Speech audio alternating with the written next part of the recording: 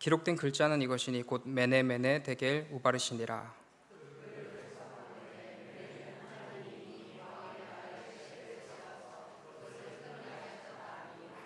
데겔은 왕을 저울에 달아보니 부족함이 보였다 하며,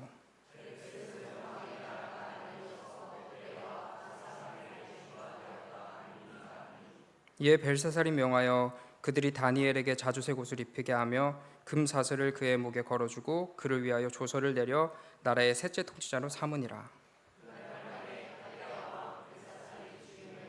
함께 읽겠습니다. 메대 사람 다리오가 나라를 얻었는데 그때의 다리오는 62세였더라.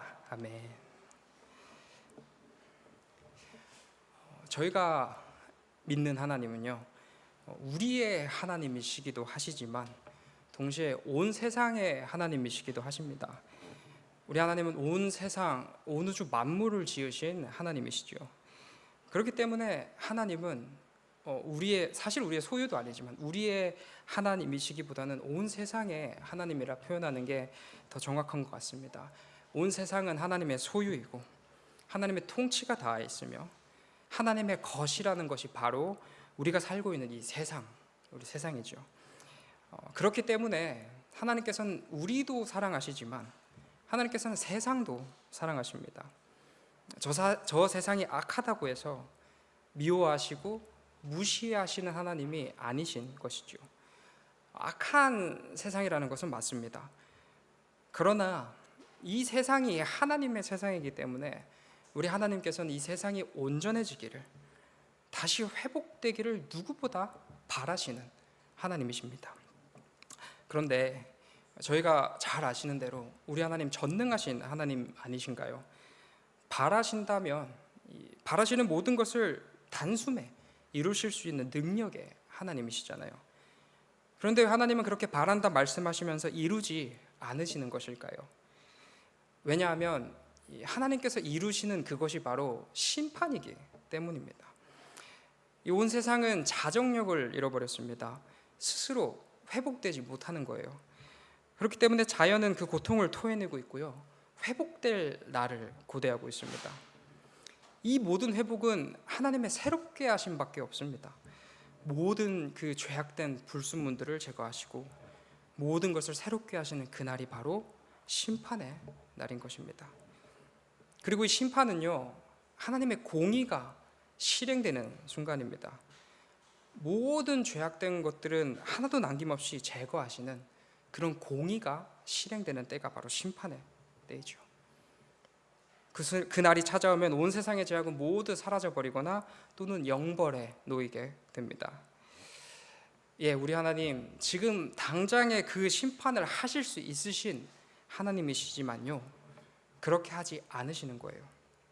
이 하나님의 때도 하나님의 때이지만 이 세상에 좀 더 그래도 살아갈 수 있는 기회를 하나님께서 주고 계시는 것입니다. 하나님의 자비입니다. 하나님의 사랑입니다.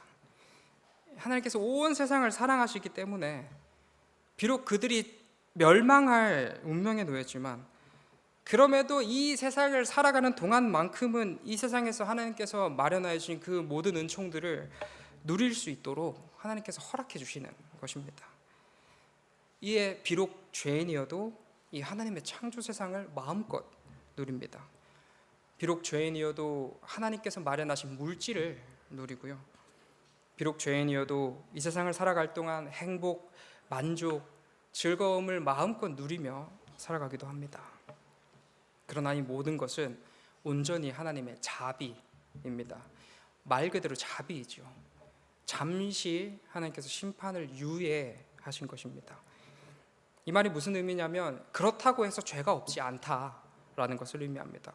죄가 없어서 선에서 그 모든 것들을 누리도록 해주시는 게 아니라 죄가 있지만 그럼에도 누릴 수 있도록 하나님께서 자비를 베풀어 주신다라는 겁니다. 그런데 이 죄악된 모든 세상이 이걸 알고 있습니까? 모릅니다. 지금도 여전히 본인들의 살아가는 그 순간들이 하나님의 자비 가운데 살아가고 있다는 것을 전혀 알지 못하는 거예요. 마치 지금의 이 하루하루가 보너스와 같은 삶임에도 불구하고 도리어 그 악함을, 그 죄악됨을 더 즐거워하는 하루하루를 살아가곤 합니다.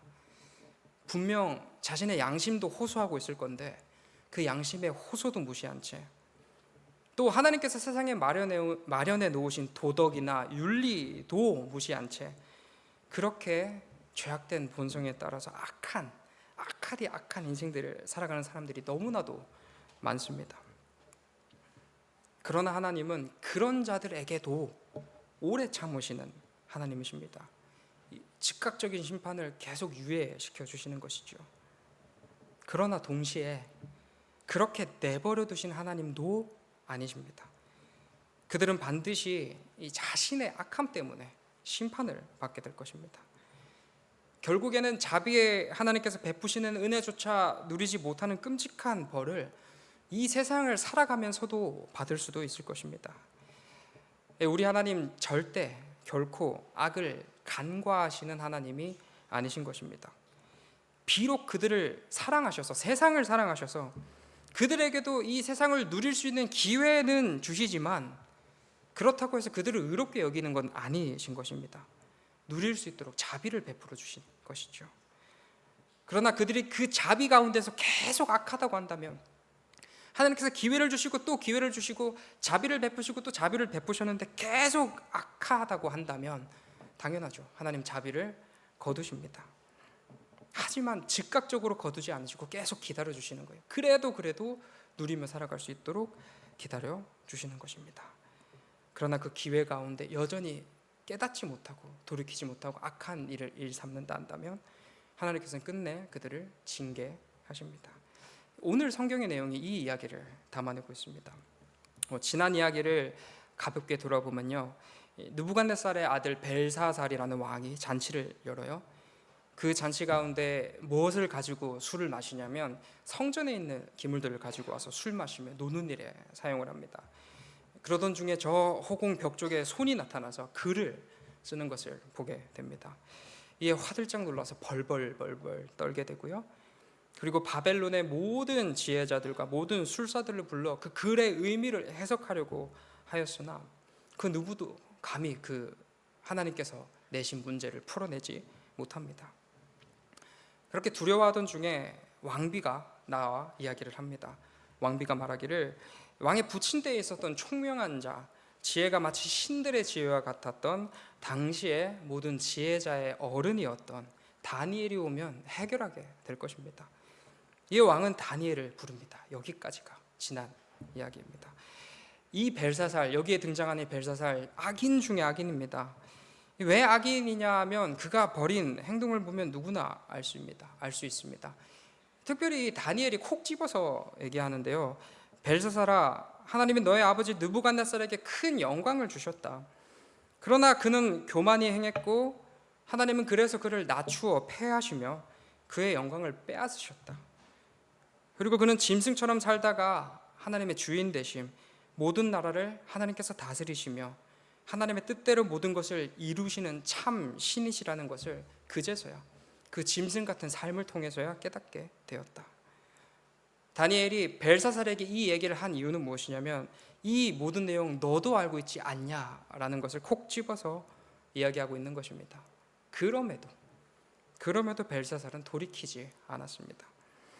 아무래도요, 이 벨사살의 악한 행위가요 한두 번이 아니었던 것 같습니다. 사실 이 짧은 구절 속에서 성경이 그동안에 그간 어떻게 벨사살이 악행을 저질렀는지를 명확하게 기록되어 있지 않지만 22절의 말씀을 보시면 이렇게 표현돼요. 아직도 마음을 낮추지 아니하고 라고 표현되는 것으로 볼 때요, 아직도, 이전에부터 계속 해왔는데 아직도 그렇게 하냐라는 그 의미가 함축되어 있는 것입니다. 모르고 해도 죄인데요, 알면서도 계속 하는 거예요. 이건 더 질 나쁜 죄라 생각됩니다. 분명히 알았어요. 아버지의 과오를, 아버지의 실패를, 아버지의 죄악됨을 분명히 알고 있었어요. 근데도 하나님을 무시하고 조롱합니다. 이것이 바로 그가 아직도 마음을 낮추지 아니한 것입니다. 또 저희가 함께 읽진 않았지만 본문에 드러난 이 죄들만 봐도 충분히 알 수 있습니다. 그가 술을 마시고 있는 그 때는 어떤 때냐면 절대로 평안한 때가 아닙니다. 30절에서 이렇게 말합니다. 그의 결말은 갈대아 왕에게 죽임을 당하는 것으로 맺어집니다. 여기서 갈대아 왕은 페르시아 왕을 이야기합니다. 이거는 갑작스럽게 임한 침공이 아닙니다. 당시 지금 술을 마시고 있는 그때는 바벨론과 페르시아가 전쟁 중에 있었던 때입니다. 그리고 이 전쟁은요, 힘센 나라가 누가 더 세나 이렇게 겨뤄보자라는 싸움이 아니라요, 바벨론은 이렇게 커졌다가 점점 더 쇠약해지는 상황이었고 페르시아의 힘은 점점 더 강력해지고 있는 상황이었습니다. 전세는 당연히 페르시아 쪽으로 기울었고요, 바벨론은 겨우겨우 방어만 하고 있는 지금의 아주 위급한, 곧 존폐의 위기에 놓일 아주 위급한 순간이었습니다. 그리고 심지어 이 벨사살이라는 왕은요, 단독 왕이 아니었습니다. 이 아버지가 누군지에 대한 이제 의견들이 이제 학자들별로 여러 가지 많은데요. 근데 이걸 다 다루기에는 여기서 너무 많은 시간이 할애되고 또 크게 중요한 부분은 아니라고 생각되어서 성경의 문자 그대로 말씀드리면 아버지 느부갓네살과 함께 공동으로 통치하던 왕이 바로 벨사살이었습니다. 지금으로 보면 공동 대표 정도로 저희가 생각하시면 될 것 같습니다. 벨사살은 왕궁에 있어요. 왕궁에서 술 마시고 있어요. 그리고 지금은 전쟁 중입니다. 그렇다면 아버지는 어디 있을까요? 당연히 아버지는 전선에 있습니다. 왕이니까요. 당시의 왕은 전선에서 나와 싸고야 되니까요. 지금 벨사살의 아버지는요, 수세에 몰린 이 바벨론이란 나라를 지키기 위해서 전선에서 목숨을 내어놓고 싸우고 있습니다. 그리고 끝내 그날 그 전선에서 죽게 됩니다. 이 상황 가운데 이 벨사살 무슨 용기인지 객기인지 아무렇지 않게 잔치를 벌이고 있습니다. 그것도 그냥 잔치만 벌이는 게 아니라요, 역사를 통해서 하나님이 자신의 아버지의 세대에 어떤 일을 하셨는지 그 하나님의 전능하신 능력과 위엄을 이미 알고 있는 그 벨사살이 마치 하나님께 도발이라도 하듯이 하나님의 성전의 물건으로 술 마시며 놀고 있는 것입니다. 그러니 손가락 앞에 벌벌 떠는 것이죠. 하지만 벌벌 떨지언정 그는 여전히 하나님을 두려워하지 않습니다. 어디서 나온 자신감인지 이토록 긴박한 상황 가운데에서도 자존심을 세웁니다. 그가 다니엘을 부르는 장면을 보면 좀 더 이해가 쉽습니다. 13절입니다. 네가 나의 부왕이 유다에서 사로잡아온 유다 자손 중에 그 다니엘이냐. 지금 성전의 물건으로 유다의 성전이죠. 유다의 성전을 물건으로 술 마시다가 참 두려운 상황에 직면하였는데요, 그 성전이 있던 유다 사람을 가리켜서 네가 포로로 잡혀온 그 다니엘이냐 하고 묻고 있는 거예요. 굳이 그 상황 속에서 네가 포로로 잡혀온 그 다니엘이냐. 이 말은 뭐냐면 나는 왕이고 너는 포로야. 이건 너와 나의 간격이야. 너의 위치고 이건 나의 위치야 라는 것을 그 위급한 순간, 그 긴박한 순간에서도 그 교만을 꺾지 않았던, 굽히지 않았던 벨사살의 모습입니다.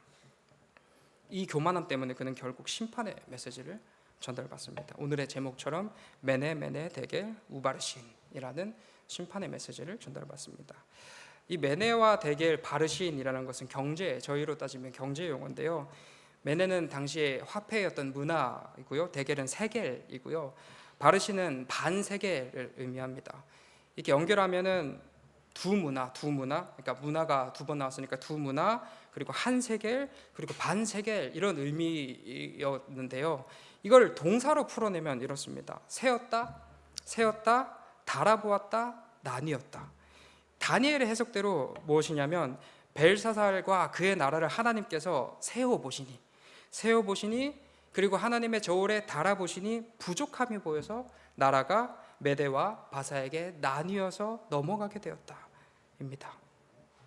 이 모든 충격적인 이야기, 곧 이제 너의 나라가 망하게 될 것이야, 나뉘게 될 것이야 라는 메시지를 듣습니다.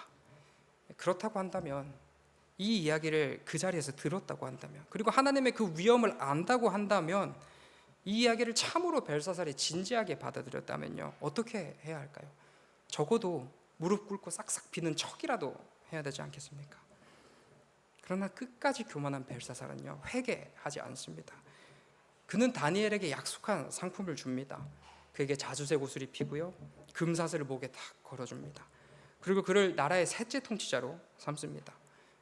이 행동은 무슨 의미냐면 나는 왕이고 나는 약속을 지킨다. 다시 말하면 나는 여전히 이 모든 영향력을 행사할 수 있는 왕이다 내가 왕이다라는 것을 그 자리에서도 밝히고 있는 것입니다. 인생의 끝자락이지요. 언제 죽을지 모르는 그 위기 앞에, 그 절망의 순간에서도 교만이라는 것을 놓지 않았던 자가 바로 이 벨사살, 참으로 악한 벨사살이라는 인물입니다. 그리고 하나님은 그에게 더 이상 오래 참으시지 않으십니다. 아직도 마음을 낮추지 아니하였던 벨사살을 징계하시는 하나님이십니다. 이 세상에 수많은 사람들은요, 아무 일도 일어나지 않을 거라고 착각합니다. 분명 본인의 행동이 악한 행동이고 죄라는 것을 알면서도요, 아무 일도 일어나지 않을 거라고 착각을 해요. 당장 눈앞에 아무 일도 일어나지 않아서 그런 것일까요? 끊임없이 그 당신의 양심은 또 세상의 도덕과 윤리는 그 행동이 틀렸다, 악하다라고 외치고 있는데 그 외침에 귀를 기울이지 않습니다. 세상의 수많은 사람들은요, 나는 심판받지 않을 거라고 생각을 해요. 당장에 그들에게 아무 일도 일어나지 않은 그것이 처음에 말씀드린 것처럼 하나님의 자비라는 그 선물임에도 불구하고요, 깨닫지 못한 채 도리어 더 악하고 악하게 살아가는 인생들이죠. 그러나 그 인생들에게 반드시 메네메네 데겔 우바르신, 메네메네 데겔 우바르신이 그들에게도 들리게 될 것입니다. 결코 그들의 죄를, 악을 간과하시는 하나님이 아니십니다. 때가 참에 하나님께서는 그동안에 베푸셨던 자비를 끝내는 거두시고요, 그들을 징계하시는 날이 반드시 찾아오게 될 것입니다. 이 벨사살의 결말처럼 말입니다. 한편 이 이야기에서의 이야기 자체 내에서의 청자라고 했을 때는 다니엘이 벨사살에게 얘기하고 있는 구도입니다. 하지만 이 다니엘서를 쓴 그 독자는요, 다니엘서를 읽고 있는 독자는요, 벨사살이 아니라 포로기를 살아가고 있는 유다 백성입니다.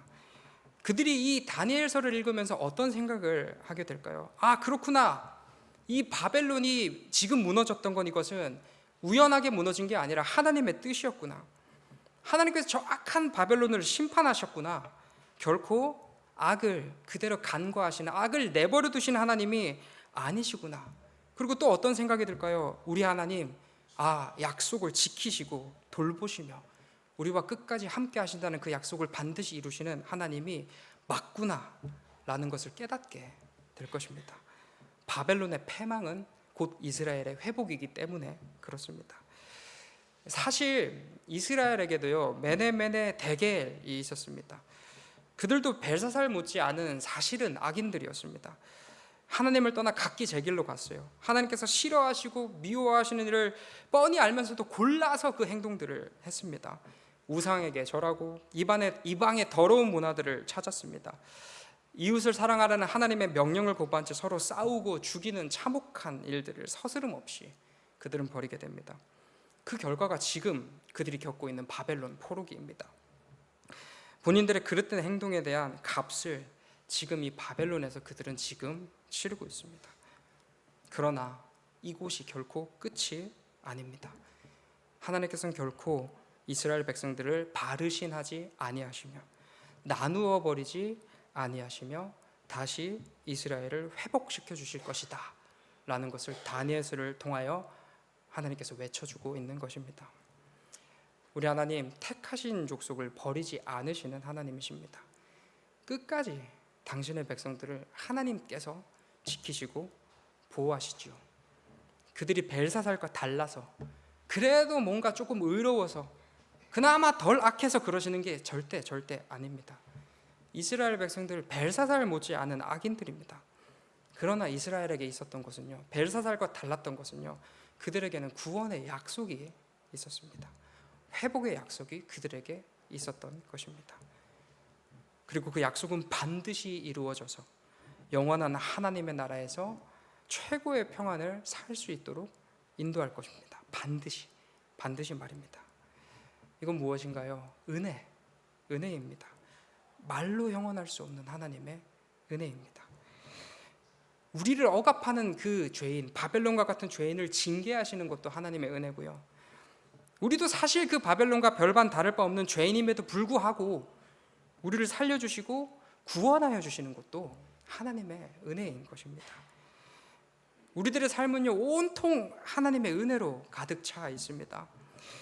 내가 연약할 때에도, 내가 죄의 길을 걷고 있을 때에도 여전히 닿아 있는 하나님의 크신 은혜, 나의 모든 순간, 나의 작은 한 순간순간까지도 나를 떠나지 않으시는 하나님의 크신 은혜로 우리들의 삶은 가득 차 있습니다. 이 감격의 메시지가, 이 은혜의 메시지가 바로 오늘 다니엘서의 메시지입니다. 말씀을 맺겠습니다. 오늘 말씀을 통하여 알 수 있는 하나는요, 반드시 심판받는 악입니다. 자비로우신 하나님이시기 때문에 잠시 유예는 하시기는 하시지만 결코 악을 잊지 않으시는 하나님이십니다. 악을 달아보시고 그러다가 어느 날 하나님의 저울이 이렇게 기울게 되면 반드시 심판의 바르신이 임하게 됩니다. 이 세상 악한 세상입니다. 그 악은 본인들만 악한 그대로 있는 것이 아니라 타인에게 그 악함을 드러내죠. 악인들과 함께 이 세상을 사노라면 피해를 보기 마련입니다. 그런데 때로는 그 악인들의 세력이 너무나도 강하여서 억울한 일을 겪기도 하고요, 분통 터지는 일도 겪을 수도 있겠습니다. 그러나 하나님 반드시 그 악을 심판하시는 하나님이십니다. 징계하십니다. 하나님의 전능하신 손을 들어서 반드시 그 악을 처단하실 것입니다. 혹 우리의 하루하루의 시간 속에서 우리는 그래도 잘 살아가고 있는데 악에 의해서 고통받는 분 계십니까? 악인 때문에, 그 악한 상황 때문에, 악한 그 모든 것들 때문에 너무나도 힘든 나날을 보내곤 하십니까? 또 세상이 너무나도 악하여서 우리들의 삶이 눈물로 가득하시기도 하신가요? 이 악 언제 끝나나? 왜 악인들을, 나를 괴롭히는 악인들이 이렇게 흥왕하는 것인가? 언제까지 이 고통은 나에게 계속되어야만 하는가라는 생각도 저희에겐 들곤 할 것입니다. 그럴수록, 힘들면 힘들수록 우리들의 소망은 하나님밖에 없습니다. 지금도 우리 하나님 뭘 하고 계시냐면 악을 저울에 달고 계십니다. 악을 저울에 달고 계시는 그 하나님께서 반드시 하나님의 때에 그 악을 반드시 심판하실 것입니다. 우리가 힘써서 갚는 것보다 결코 비교할 수 없는 심판으로 우리 하나님은 반드시 그 악을 징계하실 것입니다. 그러니 그 모든 상황 가운데 다른 데 소망을 두는 게 아니라 하나님께 소망을 두고 인내하시길 소망합니다. 반드시 악을 밀어내실 하나님 바라보며 하나님을 의지함으로 이겨내시길 소망합니다. 한편 또 오늘의 말씀을 통하여 알 수 있는 또 다른 한 가지는요, 우리에게 주어진 큰 은혜입니다. 저희도 사실은 하나님의 기준에서 보면 악인이 맞습니다. 앞서 말씀드린 것처럼 우리가 당하는 그 악함처럼 우리가 누군가를 고통스럽게 하거나 괴롭히는 악의 모양은 아닐 수도 있겠습니다만, 어쩌면 그들보다 더 교묘하게 하나님의 뜻을 거스르고 이미 나도 모르는 사이에 우리들의 악함으로 타인에게 지금도 여전히 고통을 주고 있을지도 모르겠습니다. 우리들의 삶이 어떠합니까? 선한가요? 우리들의 삶에 온전히 하나님의 뜻으로 가득 차 있습니까? 아니요, 그렇지 않습니다. 우리는 오늘도 여전히 악한 하루하루를 살아갑니다. 이런 우리에게도 하나님의 징계는 임합니다. 우리의 그 죄에 대한, 우리의 이 악함에 대한 징계는 분명 맞습니다. 그러나 그 징계 결코 멸망의 징계, 멸망의 심판의 징계가 아닙니다. 우리에게 내려지는 징계는요, 회복을 위한 징계일 뿐입니다. 돌이키기 위한 장치. 하나님께서 그렇게까지 하셔서라도 우리를 회복시키려는 하나님의 은혜의 호소가 바로 우리가 받고 있는 징계인 것이죠. 우리는 멸망하지 않습니다. 우리는 끝내 멸망할 바르신이 우리에게 내려지지 않는 것입니다. 왜요? 하나님의 은혜가 우리 가운데 충만하게 차고 넘치기 때문입니다. 우리를 구원하신다는 하나님의 신실하신 그 하나님의 뜻이 있고요, 그렇게 우리를 실제로 구원하신 예수 그리스도께서 지금도 우리와 함께하여 주시기 때문입니다. 저희가 의인이어서 구원받았습니까? 아니요, 그렇지 않습니다. 여전히 죄인 되었을 때에 심지어는 지금 구원받은 이후에도 죄를 짓는 우리라는 것을요, 분명히 하나님께서 아셨음에도 불구하고 그런 우리를 구원하신 하나님이십니다. 그 은혜가 지금 이곳에 우리들의 모든 순간에 가득합니다. 온통 하나님의 은혜로 저희들의 삶은 가득한 것입니다. 우리는 그 은혜로 말미암아 우리의 그 추악한 죄 가운데에서도 살게 됩니다. 우리는 그 은혜로 말미암아 끝내 멸망하지 않게 되는 것입니다. 그러니 어찌 우리가 하나님께서 우리를 살려주셨다고 해서 죄 지어도 괜찮다고 하신다고 하셔도 벨사살처럼 살 수 있겠습니까? 아니요. 저희는 그렇게 살 수 없습니다. 심판받지 않는다고 해서, 그래서 안전하다고 해서, 은혜가 가득하다고 해서 결코 안전하게 마음껏 죄를 누리며 살아갈 수 없습니다. 그 감격을, 그 구원의 은혜를 아는 자가 어찌 그렇게 살 수 있겠습니까?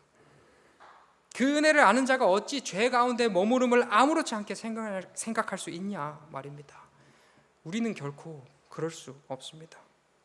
진짜 은혜를 아는 자는요, 죄악 가운데서 회개하죠. 눈물로, 전심으로 회개합니다. 그리고 감사합니다. 이런 보잘것없는 나도 구원하여 주신 그 하나님께, 잘난 것, 선한 것 하나 없는 나를 사랑하시어서 늘 나에게 은혜 베풀어 주시는 그 하나님께 감사함으로 모든 순간을 살아갑니다. 이런 감격과 감사가 있는 자가, 이 존재들이 어찌 벨사살처럼 살아갈 수 있겠습니까? 비록 죄인이나 죄인에게 부어진 은혜 바라보면서 늘 감격함으로, 늘 감사함으로 최선을 다하여 죄와 씨름하고, 주어진 모든 것이, 우리에게 허락된 그 모든 것이 은혜라는 것을 깨달아 그렇게 하나님 안에서 즐거워하며 살아가는 인생이, 그렇게 죄와 최선을 다해서 싸우고 아등바등하면서 살아가지만 그럼에도 그 멸망 앞에 두려워 벌벌 떠는 인생이 아니라 하나님께서 나를 살리신 그 구원의 감격에 젖어가지고 기뻐함으로, 감격함으로 넉넉하게 즐거워하는 인생을 살아가는 그 존재들이 바로 저희와 같은 그리스도인의 인생입니다.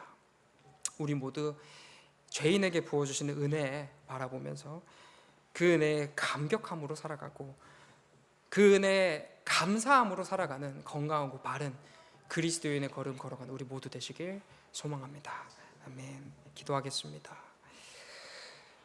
사랑이 많으신 하나님 아버지, 우리들의 삶을 주장하여 주셔서, 우리와 함께하여 주셔서 우리에게 큰 은혜 늘 부어주심에 감사합니다. 늘 연약하기 때문에 죄 가운데 거한 우리를 징계하지 않으시고 우리를 심판하지 않으시어 우리를 구원하여 주심에 감사합니다.